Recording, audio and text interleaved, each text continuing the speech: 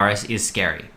Nami Varus does well, if positioned well, if played well, but as soon as you miss position, as soon as you use a skill shot, you're dead, you're done. On the split side, they have the Lucian Thresh combo, where they've been so strong all season, and we're probably going to see that this game, where they're just more reliable. They have the extra mobility with the Lucian Dash, the Thresh Lantern. They have the Thresh Disengage, the Thresh Engage, the Thresh Harass. I just think that Lucian Thresh is a better pairing, but both here have the opportunity to make this lane work in their advantage. In terms of overall team comps and scaling, I'm going to slightly give this over to Purple Team. Wait, is this not in... under video? Colorblind mode. Okay, colorblind mode is on. It doesn't look like it to me. Yeah, the reason I'm giving this over to them is because they have the Wombo combo. They have the Annie ult into the Varus ult, into the Nami bubble and ult, into the Rengar cleanup, into the Nidalee cleanup. Like, they have so much AoE CC and burst and dueling and cleanup potential on Purple Team that I could see this just going super, super well for them. LeBlanc, not the most reliable pick right now. It's possible she's an amazing LeBlanc player and is just going to stomp, but that's not generally what we see. Same with Aatrox. A lot of pressure on him to perform, or he's going to not necessarily be very useful to his team comp. Again, it's not that Aatrox is not useful in the mid to late game, but with his team comp, not so much. They very much have a pick comp here. Skarner grabs a target, they kill it. LeBlanc singles out a target, they kill it. Aatrox singles out a target, they kill it. Thresh singles out a target, they kill it. They have a lot of potential to pick a single target and kill it. But are they going to be able to 5v5? I just can't say that.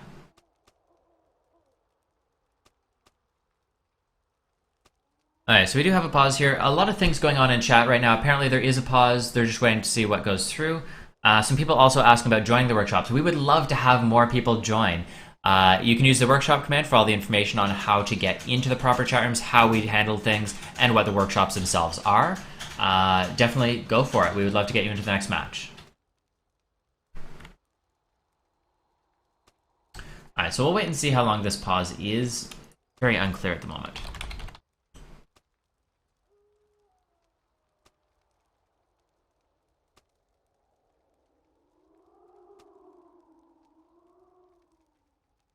Don't I agree that top laners should be watching the jungler's blue buff over sitting at tower? Generally, yes, you want to protect your buff. It probably won't matter in this case, but that is a good thing to keep in mind.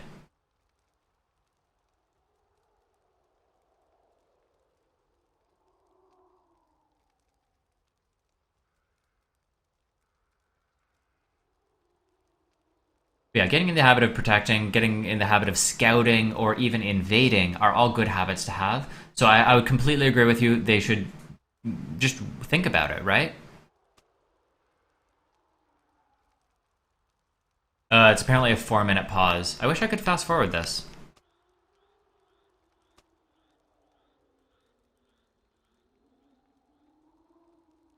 I will see you later there, Breestress. Does every team need a tank or not really? Not really. Depends on what your playstyle is going to be. Tanks are fine, but you have to remember there's no such thing as a true tank in League. You can't just jump in 1v5. That doesn't happen. Being beefy, anyone can do. You can be a Sona and be tanky. You're not a tank, but you can absorb a lot of damage. Let's say, I'm trying to think of a build here. Banshee's Veil Hourglass with a Iceborne Gauntlet. That's a lot of armor. You can be pretty tanky in that. Or like a Randuin's. A Randuin's Banshee's Veil. Or like 1 or 2 or 3 tank items will make any champion relatively beefy. You need to know how much damage the enemy team can have and be able to survive that burst. But you don't necessarily need a dedicated tank. Braum is a tank, or is he just tanky? He is a tank, but he's not a dedicated tank. He's there for utility. Now, Braum I would say, is probably the most dedicated tank in the game, because he has a way to force people to attack him with his E. Rammus is another good example because of his taunt, just making people attack him. That is to me, it is a dedicated tank. It's forcing people to attack you rather than someone else. Anyone else, they're there for utility. They're saying, hey, you kind of have to deal with me, because if not, I'm going to chain stun you or CC you or deal enough damage to you to be some form of a threat. But they're not unkillable monsters. That has long since passed. Back in like Season 2, I think it vanished. But yeah, utility supports are a really good tank because you are forced to deal with the utility support. Let's say Thresh is a good example. You can't ignore a Thresh. He's going to chain hook you. He's going to flay you. He's going to use box. He's going to use lantern.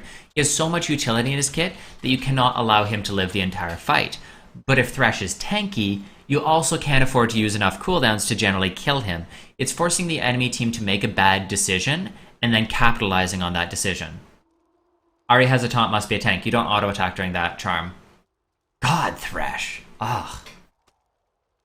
Can we join the workshops if you are not level 30? No, you do need to be placed in ranked. You have to complete your 10 provisional matches. Apparently he's almost back now. There we go. Mundo is a tank. He doesn't have a way to force people to attack him. He is tanky, but most people are just going to kind of ignore him. Anyways, we are finally back into the game. So let's try and keep an eye on things here. As mentioned, he is sort of protecting. There's a ward here from... Oh, they're doing a lane swap. Interesting. Oh, they were listening to the stream. They realized that Annie was going top, and so they decided to swap Aatrox mid. Because Aatrox, well, he may have some issues versus Nidalee. He'd much rather fight an Nidalee than an Annie. Shen as well, yes, he is a tank because he can force people to attack him, and he offers enough utility that he can't be ignored. And again, I don't like making that distinction, because at the end of the day, it makes zero difference. Being a dedicated tank or not, who cares? It doesn't matter. I'm simply making this distinction from a design perspective, but from a gameplay perspective, it truly does not matter. Alright, so Aatrox is getting a significant experience advantage here. He's going to hit level 2 before Annie. And if he's able to press that advantage, he may be able to win this lane because of it. We mentioned how one-sided this lane is going to be for him if he falls behind. But if he engages right at level 2 with a third attack W, he can take about half of Annie's health, if not more, and then can re-engage right after and clean up. There's the knock-up, auto-attack, 3 auto-attacks, pretty good, but the trade is evened out because of her range. So he needs to sustain back up in here and land a second combo. If he can land a second combo, he's going to be in a good position to win this lane. The sound is gone? I'm pretty sure you're lying. The sound is most definitely not gone.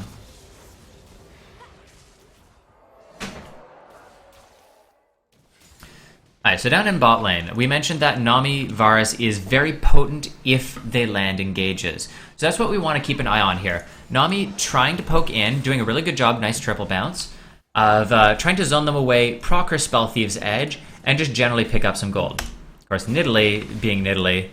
Alright, so what happens here is that LeBlanc walks over a trap. As soon as you're marked, that triggers the On the Hunt passive, allowing her to jump a huge range. Spear goes through, auto attack comes through, and nice attempted juke coming out from LeBlanc, but it doesn't matter. You're marked, you're going to get hunted down by that cougar. So good job on Nidalee, but I want to just give a word of warning over to LeBlanc. You will have to be so careful about taking any marks. If you get marked, you're dead, pretty much. Do I think Ignite should have been taken by Aatrox because he's a snowball champion? I actually do. The successful Aatroxes I've seen are pretty much level 2 reliant. That's why I called it a cheese lane, where like they either get a level 2 kill or they don't. And a big portion of that is set up by Ignite. It looks like he's probably going to be going for like a split push utility sort of mode instead. And that's fine. It's just not generally what I've seen be successful. Is Coin or Relic better on Thresh? Coin in solo queue, no one lets you use Relic, and the active and passive on Coin are so much better. Alright, so down in bot lane, pretty dead even. A very small CS advantage over to Varus, but there's the what do you call it, Tarragon's, whatever you want to call it, Relic Shield on Thresh, so pretty much even.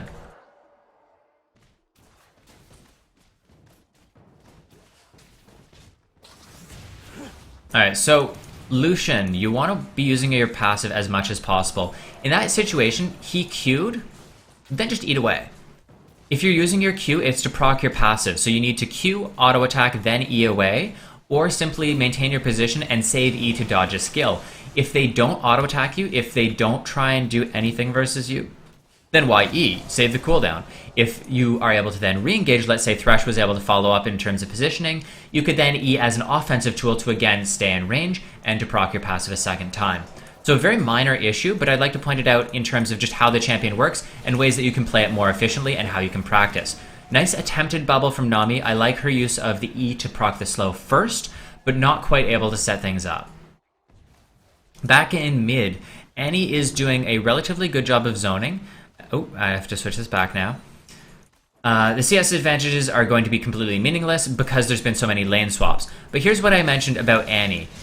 She can just sort of hold her stun, and LeBlanc can't do anything. LeBlanc is now out of mana. She can't do anything. She can't walk into lane, she can't fight, she can't trade. Nidalee roam. Interesting. If I were Nidalee, I'd probably just be staying top. I don't like this decision to roam. Oh, I guess they just want to keep swapping things back. I think you're wasting your time with that. Regardless of how much of an advantage the swap will give you, you still have the advantage, regardless of which matchup you're in. Oh, that spear actually, though. Not able to connect there from LeBlanc. Doesn't matter. Ooh, nice. That Hex Drinker saving her just barely, taking down to about 50 health. Nice job on Skarner holding his flash, waiting until Nidalee is mid-leap, cannot cancel, and then he jumps out with his flash, allowing him to stay alive. Good poke from Nami, gets taken out by the hook though, pulled back into tower, and between tower and ignite they are taken down. Varus tries to flash in, heal comes out from Varus. Tower damage not enough to take him down this time. Varus wasn't able to land a second flay or do anything to keep him inside that tower range. Oh, almost taking him down with his snipe. Lucian, I want to see you using E so you can avoid those snipes in the future. But overall, great team play by blue team, and just good bait on that tower fight.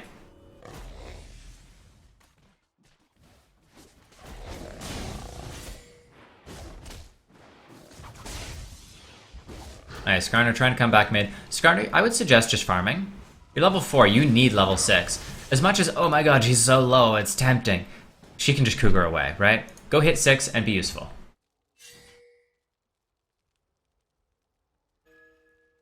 Alright, nice ward from purple team. You do want the Tribush warded. It's probably the most important ward you'll want. On a blue team's perspective, you want to get a pink ward placed as deep as you can in this bush, so it makes it very difficult and dangerous for the enemy team to clear that pink ward. That's one of the things you can do to try and build up early gold advantages into larger ones. That 100 gold is going to pay for itself so quickly in terms of how long the ward lasts, but also in terms of how many wards you can clear and how many kills you can set up. Every time they try and clear it, just engage onto them. Boom, kills. So that ward in Tribush, catching Skarner out. Same issue as before. He's not level 6. Not necessarily going to want this. Ooh, hook just grazing.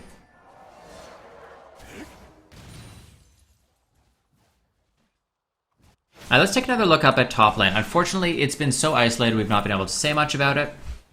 Aatrox at this point. A little bit of CS, no items, no kills. As a champion who kind of just wants to snowball, that's a little bit troubling.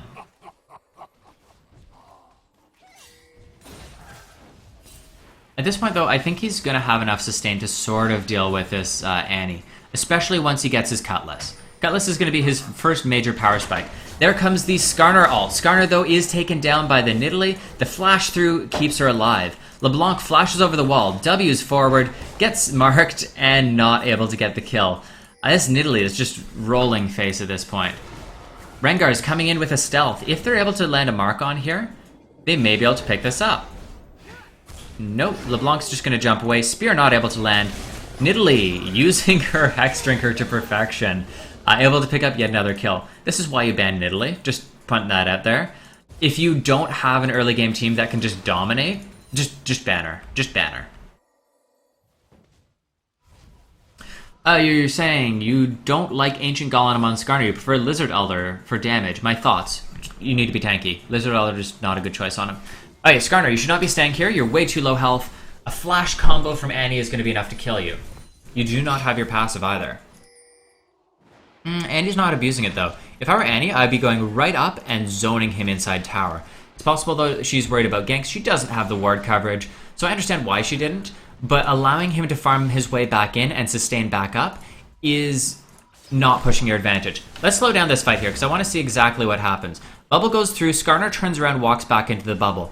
That then leaves them free to land Nami ult, the Rengar Bola strike. LeBlanc going on to Rengar looks like. That makes sense, it's a low health target. E goes forward, not quite able to take them down. There it is, there's the Lucian. Lucian, you're a little close. I might suggest staying just slightly further away. The teleport from Aatrox, though, doing work. That's exactly what they needed to have happen. I would have liked to see the Skarner ult slightly sooner, or the Flay pushing him back away into the wall. Either way, though, they're going to get so much from this. They're actually going to get... they're not going to get Nami, so that's going to be 2 for 0.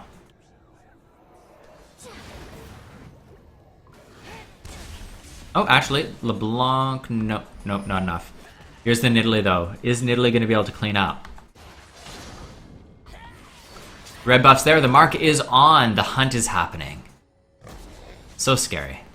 There's the red buff, and kill goes over to Nidalee.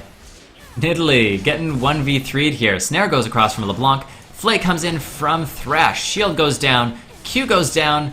More Hex Drinker, but at the end of the day, Lucian gets a kill and has double buff secured over to himself.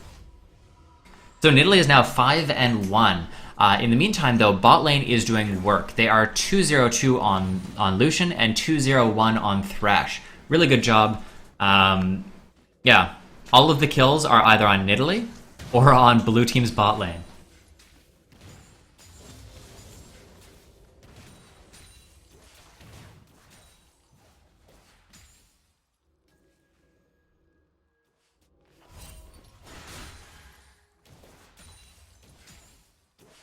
I've only ever seen like 2 Skarners, so I just assumed Golem is the right choice. I don't really comment on builds, and that's why. I don't touch junglers, I don't touch melee champions. I was under the impression that he preferred Iceborne Gauntlet and things like that, but maybe I'm wrong.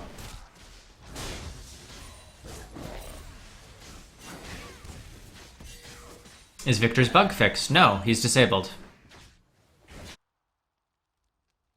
Nice, so Thresh is just trying to hold out this lane, getting some farm for himself. As a support, there's nothing wrong with this decision, but you need to be confident that you don't need to be somewhere else on the map right now. In this case, he is where he needs to be, but you need to ask yourself those questions. Where should I be? What do I need to do? Etc, etc. So in this case, good decision. Just waiting for his Lucian to get back, and then he should be able to try and engage. If I were Thresh, though, your Lucian has double buffs, and you are a combined 4 kills in this bot lane. You want to stand super aggressive and constantly try and fight. I want to see if he goes for it here. If not, we're going to rewind and watch the fights mid and top. Yeah, no, nothing really happening. I want to see Thresh playing a lot more aggressively here. So we're going to rewind twice here. So first one, Annie, a little bit low, but has... No, does not have stun. I want to see the Annie kill, but this is going to be more interesting. So, Skarner goes in, lands the ult onto Nidalee. The E comes across from LeBlanc, snares Nidalee. Skarner flashes away to make sure that they're not going to be able to get any kills. How did they die then? Did they just dive that deep? Yeah, Nidalee tries to go way too deep.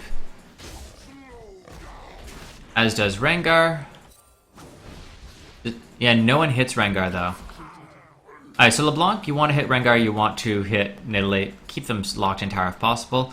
But that was a poor decision from Purple Team. I don't know quite why they went for that. I guess they just felt they were far enough ahead that they got a little cocky.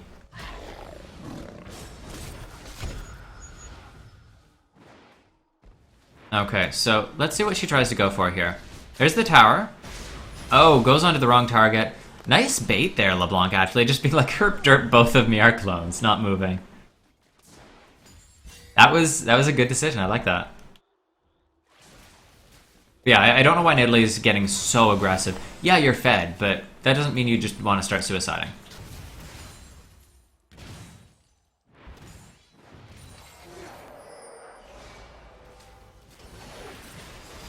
Alright, so Nami, her poke has been very good. I'm a little disappointed though with Thresh's play. It's not that he's making bad decisions by any means. I just want to see him playing more aggressively. For example, that hook there. instead of throwing out a blind, well, not blind, but relatively difficult to land hook, he could have just walked forward, auto attack, E'd back into the team, and then hooked while they were slowed, right?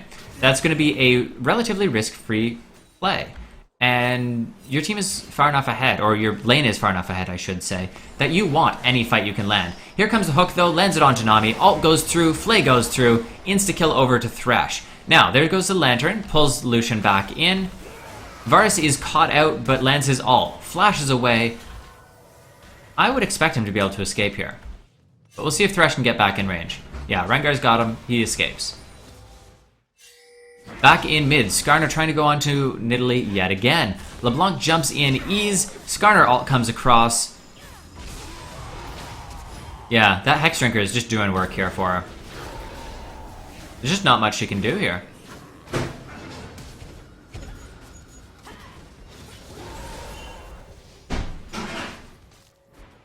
No, for donators, we are doing private shoutcasting sessions. So basically, we watch you do a LoL replay, and we do essentially a personalized workshop just for you. It's a way of thanking some of our donators. Oh, no, Nidalee still lives. Yeah, the LeBlanc combos are being landed quite consistently, for the most part. But, I don't know, I just don't think LeBlanc's in a good enough place to justify picking right now.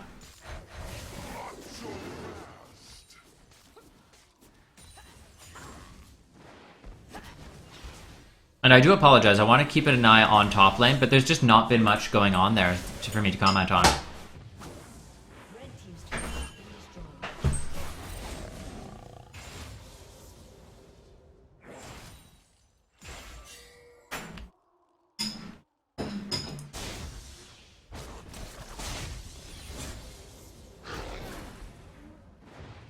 Alright, so Aatrox is going to try and come mid. Aatrox has finished up his Cutlass, so that's a significant power spike for him.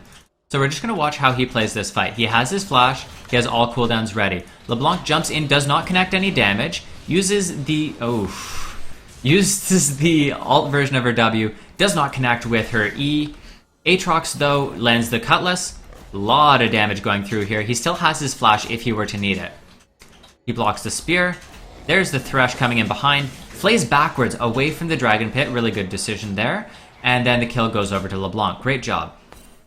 Wow, that reeks. Is that vinegar? Are you eating just like vinegar? Oh, it stinks. Ugh. Alright, so Aatrox going on to rank. Oh my god, I can't breathe. Sorry, it smells like manure. Okay. I'm gonna rewind that because I was a little unfocused. Alright, so after the fight in jungle, Rengar is coming down. He's being spotted by a ward though. You know that you're spotted right there because you just got caught out by Aatrox. Aatrox jumps in, Thresh hook lands as he's knocked up in the air.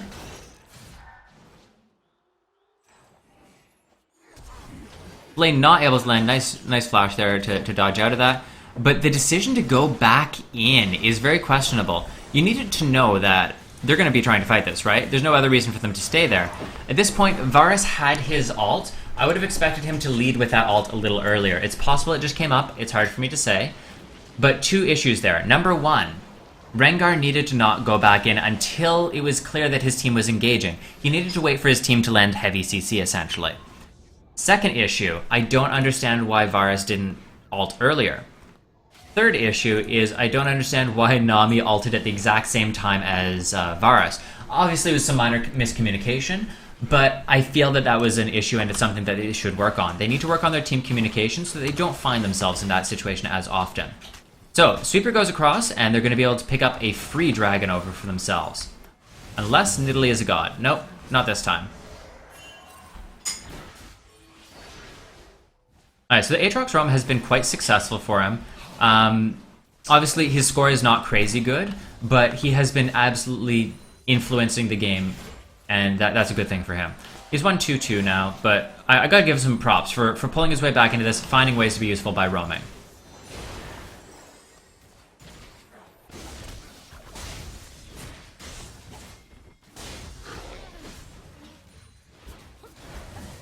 Alright, so Nidalee just split pushing this out.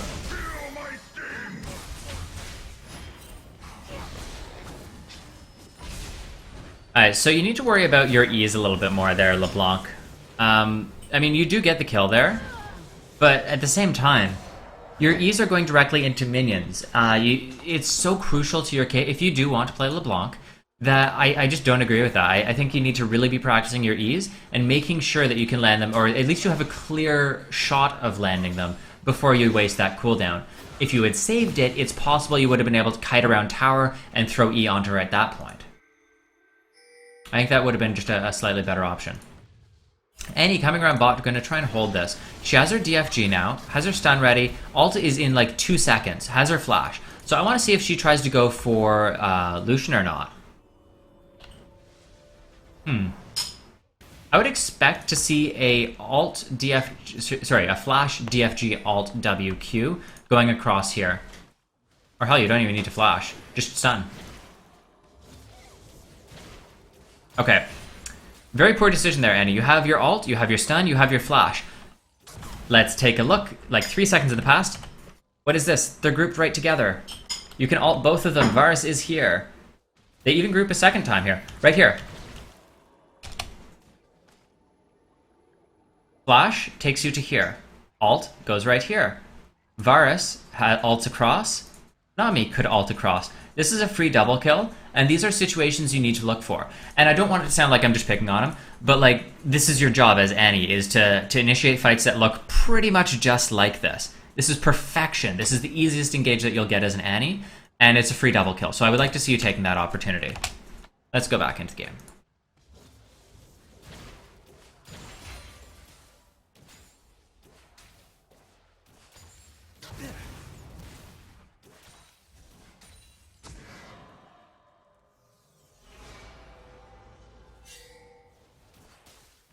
Also, I would point out if you're going for that, you do want to ping it beforehand so your team is aware.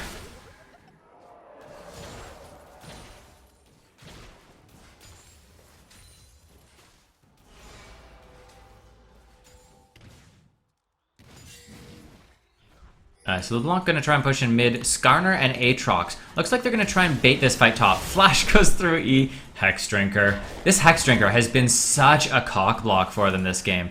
Unfortunately, Skarner did not ward the bush before he walks into it. So, let's take a look at how this went. Oop, I'm slightly out of range here. Okay, so Skarner's coming through. Flash E to land the slow. Skarner has flash. He has 2 wards on him right now. If you're walking forward, I would walk towards this bush and ward this bush. Walk towards this one so you can cut her off. Alt. What? Like, no. At that point, you had vision. You were in range for the alt. Walk towards this bush. Ward this one. Alt, you just got a kill. So just poor mastery of the champion, and possibly some poor decision making, so I would like to see that improved for future games. Alright, there's the flash combo from LeBlanc, nice job. A little bit much, I think you could have done that without flash. Let's watch the fight bot lane. Alright, so Thresh walks directly in, Flays, ult, has his stun. This is the type of fight I want to see. Once the flash goes through, then you want to land the hook straight through here. Connects the hook onto him, good job. Then now ignite. Yeah, so you didn't use your ignite, so the summoner heal did go through. It's not going to matter though, you're going to get this regardless. Him stopping to ult though, I'm assuming that's a desperation play to try and save Nami, but I don't necessarily agree with it. Also, you could have started your ult a little earlier. But that's fine. Oh, Flay not quite going through. Hook does land, though.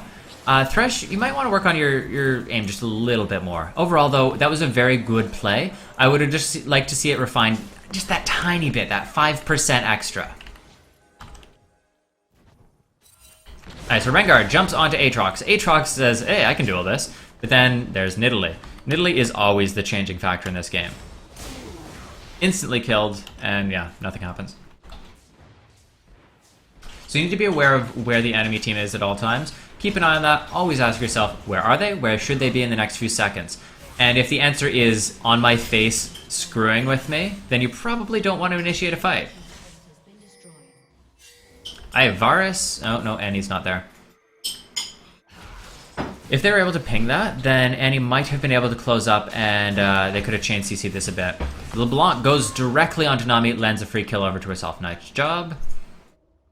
Build order is a little odd, though. You have no Athene, so you have no mana regen. And you have no DFG, so you don't have that much burst potential. It just seems a little bit odd that you would rush out a Fiendish Codex and a Void Staff. I don't know. I don't quite agree with it. Flay not landing again. Flay is a relatively easy skill to land, but it's something that takes a bit of practice. So I'm going to chalk this up to just not being overly experienced with Thresh. But either way, we've seen it 3 or 4 different times this game. It's something you need to work on. Yeah, Nidalee getting that crazy split push down. She's gone pretty much all AD here. Alright, so... it's the same thing that we've watched a couple times this game, and I want to point it out because it's so important. You are about to fight a Nidalee. You walk over a trap. Nidalee is now able to jump to you and escape. Right? If you don't walk over the trap, she then doesn't have an escape. It's been the same mistake throughout the game of people just sort of stepping on a trap and then being surprised that she can escape or duel them when they're marked. I just don't like it. Alright, LeBlanc taken down quite quickly. I'm not going to rewind for that this time. Decent calling there.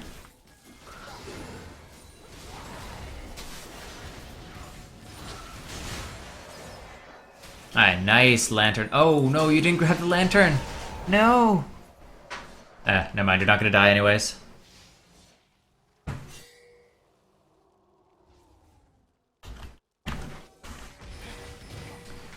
I don't want to blame any certain person, but it seems as though the reaction time on Skarner is a little bit low. For the fight up top lane, he didn't really react. For the fight here, he didn't really react to the lantern. He might just want to work on his awareness a little bit and his reflexes. So playing something like Osu might not be a bad choice. Alright, so Annie in the previous fight is able to just sort of walk straight up, activate her stun. As soon as he comes in range, DFG, Alt, W, Q. Nice kill.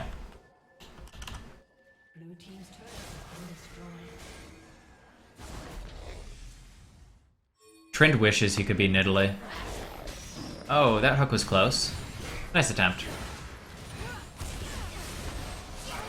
Nice work on LeBlanc. She has her DFG and now she's getting kills. Imagine that.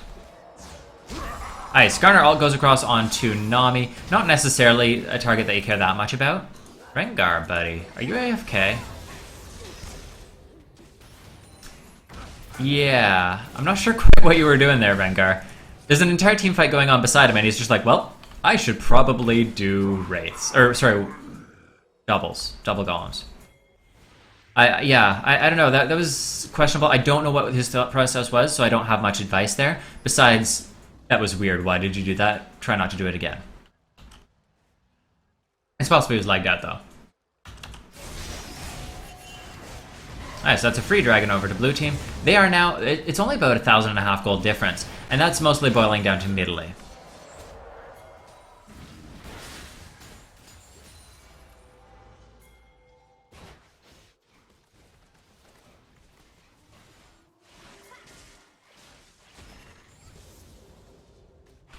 Oh, wait a second. Annie! Lucian was right here. You were right here. You have your full combo. I don't know. Annie seems to not be reacting to her situation and setting up free fights for himself. Yeah, we did see you dash into the wall there, Lucian. It happens. Alright, so Annie gets pushed in. Go directly onto Lucian here. You didn't need to flash for that. Also, your combo is very slow. What's happening?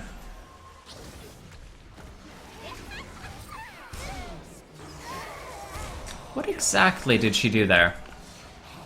Okay, let's rewatch that because it was confusing to me. Okay, so slow this down all the way. He gets hooked, flayed in. Stun is now done. You wait, then you flash as soon as you're done. You W, DFG, Alt. Yeah, I would have stayed where you were. He's already walking towards you. DFG Alt W Q ignite. Or you can ignite earlier, obviously, sorry. So DFG Alt ignite W Q. You don't stun with your W. You stun with your Alt or your Q. Like, stunning with W is fine if you're not really close to people. No, she missed her stun, but that was because she mispositioned and wasted more than she needed to. Again, just a little bit subpar on her decision-making and how she's landing these combos.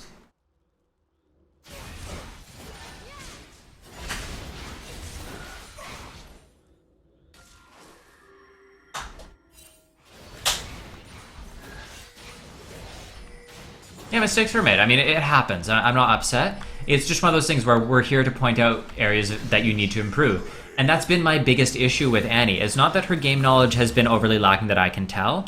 It's that her decision-making and mechanics have been subpar.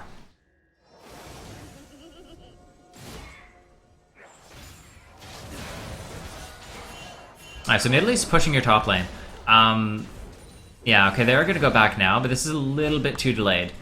The problem here is that you're leaving 3 people alone versus 4. This would be another great time for Annie to try and initiate. Unfortunately, she did use her flash just a second ago. Okay, you just walked down and around instead of straight down and ulting. Again, another fight that you want.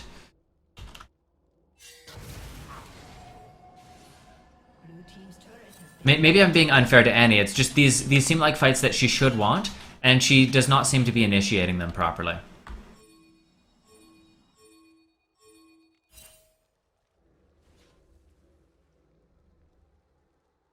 Yeah, she could have DFGQW'd Ignite it and then see if she needed the ult, but honestly, any ult is such a low cooldown now that wasting it is not a thing, right? Just ult. Just ult, take a kill.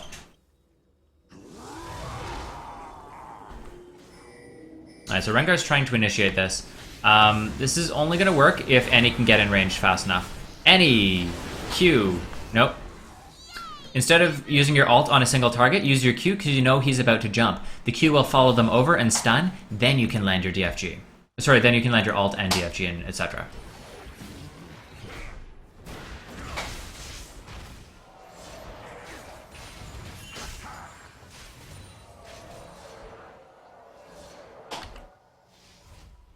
Yeah, Morellonomicon with a DFG and Moby Boots seems a little odd on Annie. If I were her, I would go for Distortion Source Boots. If you really wanted to, you could go Ghost Flash with Distortion Boots on her, or you could still leave with Ignite. Either one would work.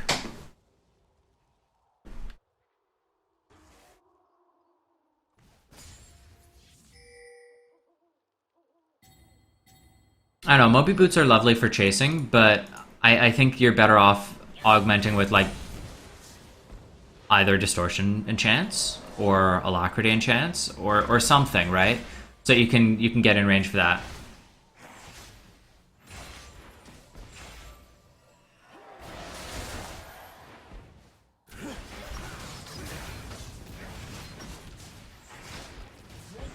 Alright, so that's a free tower over to them.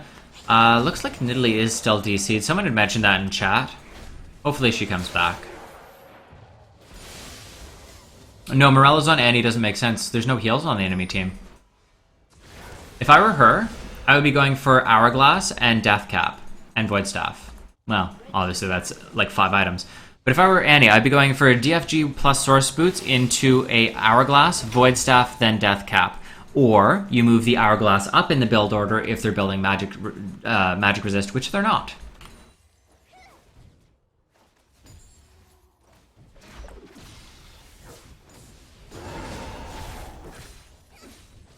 They have no heals on the enemy team, besides Summoner Heal, and Morello's only procs the healing reduction once they're down to 40% health. If you got them for 40% health, you probably just burst them. Yeah, so Nidalee is back now. You would rush Deathcap first? No, DFG is core on Annie right now. DFG is what allows her to do her itemization. DFG, Hourglass, Void Staff, Deathcap. There are many comps where you don't need DFG, but she's going to need a DFG if she's going to one-shot, let's say, Skarner.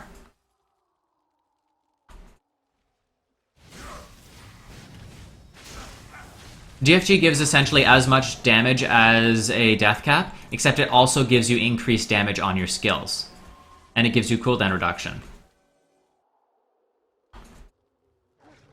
Because you have to remember, Death Cap is only good once you already have AP, so it's not worth it to rush it as an item.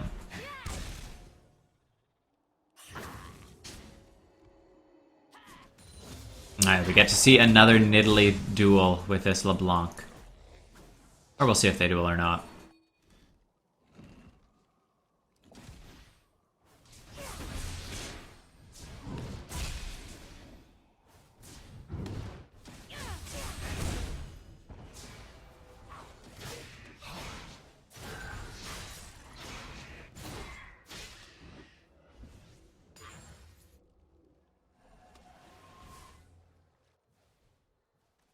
DFG is rushed first or second item every time by Vigars.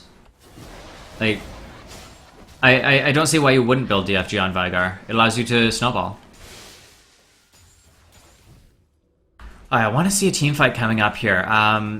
Again, purple team has so much AoE CC, I want to see them force a team fight. And instead they seem to just sort of stall things out and just sort of mess around. I want to see decisive team fights. Okay, so Rengar is ulting in.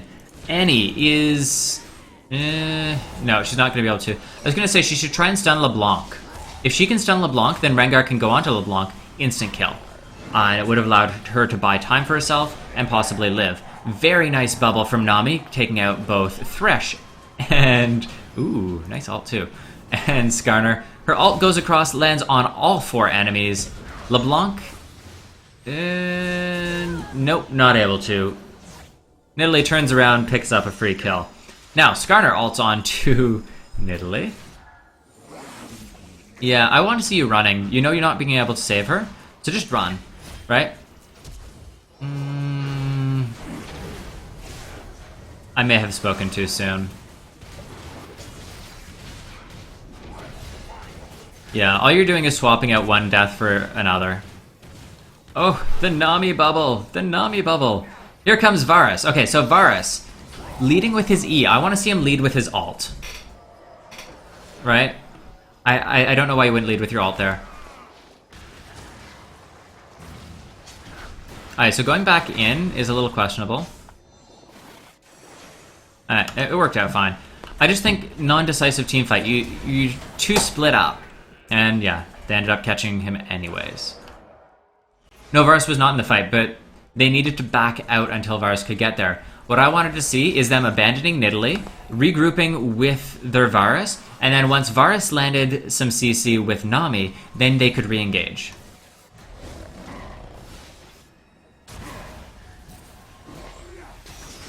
Yeah, they're just not grouping properly.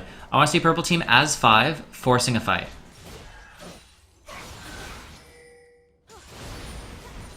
Alright, we're gonna fast forward this a bit.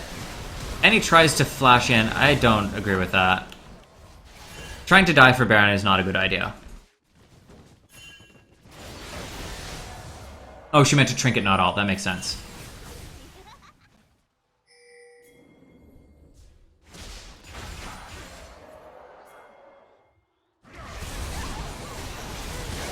Alright, we'll watch that fight, I suppose. It's pretty much exactly what you'd expect, though.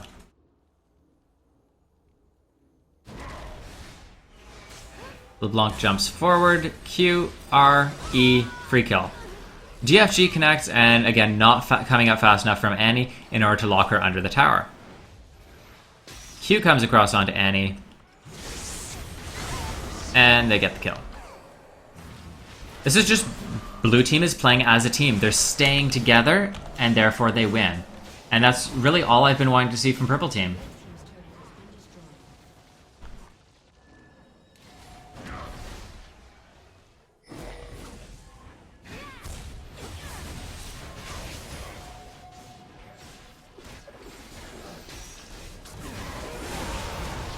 Yeah, same issue. Just constantly trying to fight when their team isn't there, or when it's not a fight they want. It makes me a little sad to see. Because they definitely had a chance to win this. All they needed to do was play towards their team comp, which boiled down to let Annie initiate, follow up initiation, and receive free kills.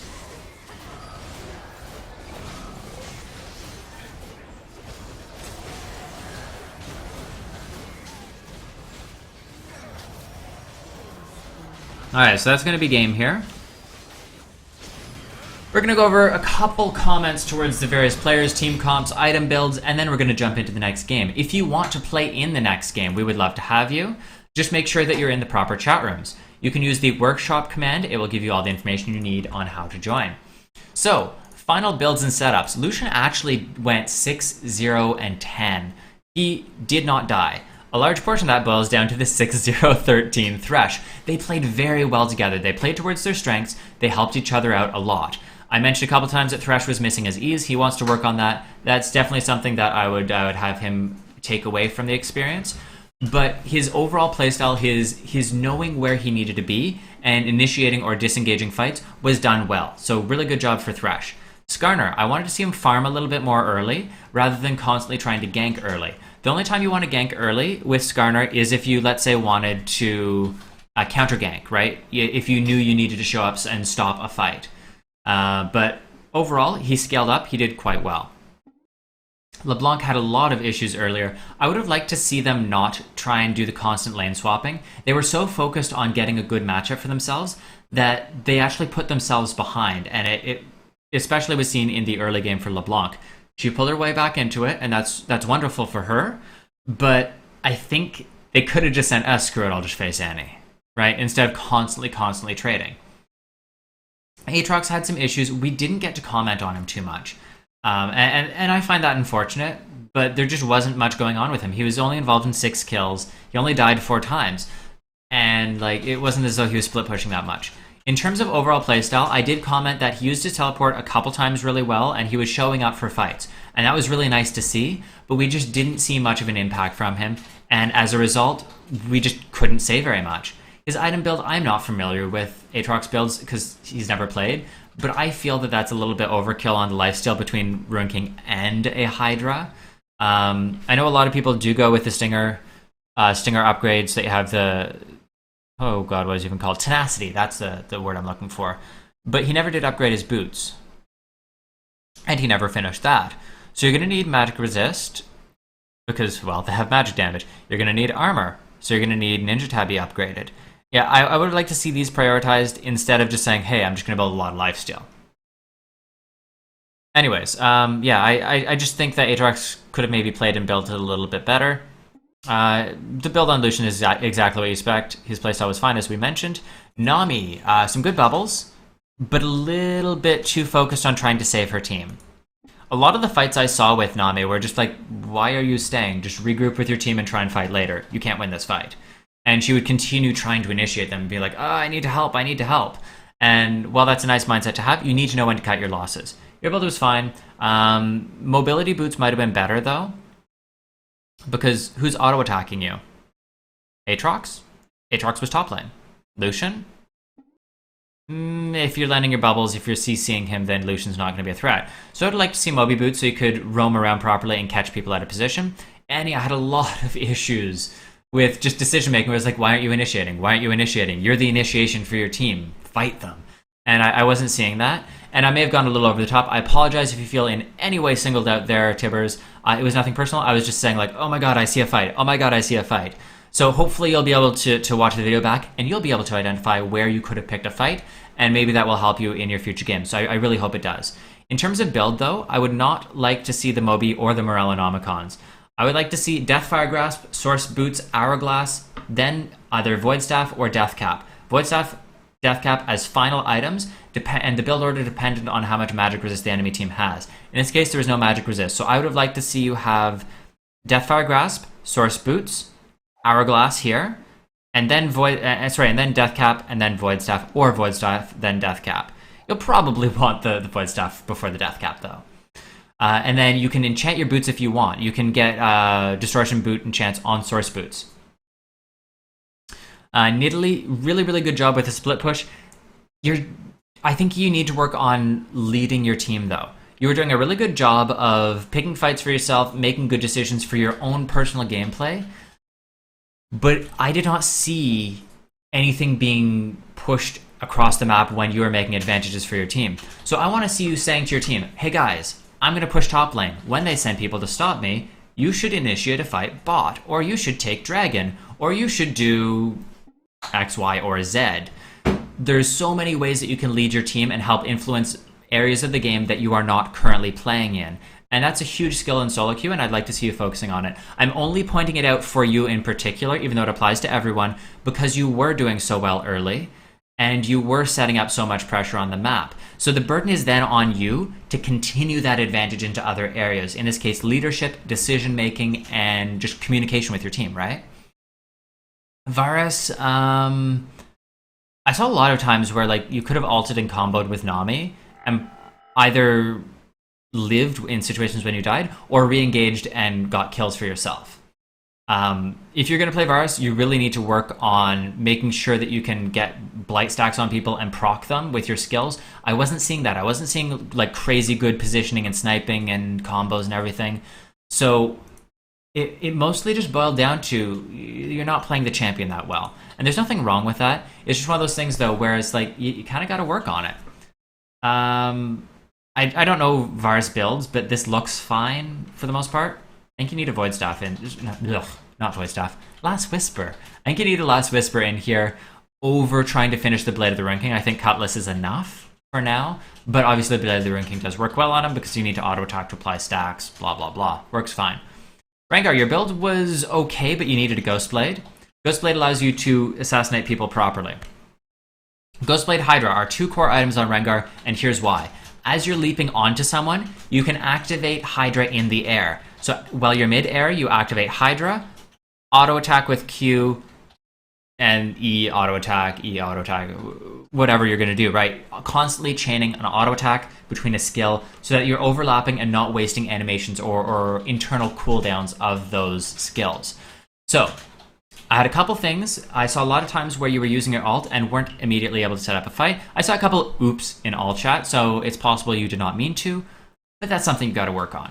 Again, Ghostblade definitely would have been a good pick. I do like the Spirit Visage though, because you're versus a lot of magic damage. LeBlanc was doing some good damage, Skarner was doing some good damage, but the question is the Visage going to be enough?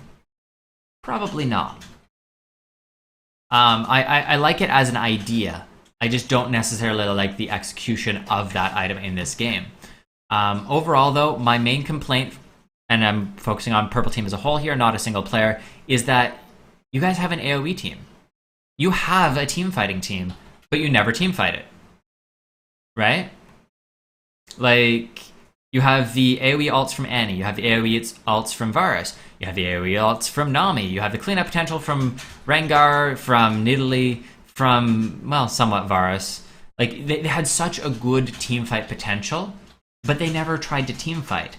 And that was my biggest complaint for them. Every time I looked, I was like,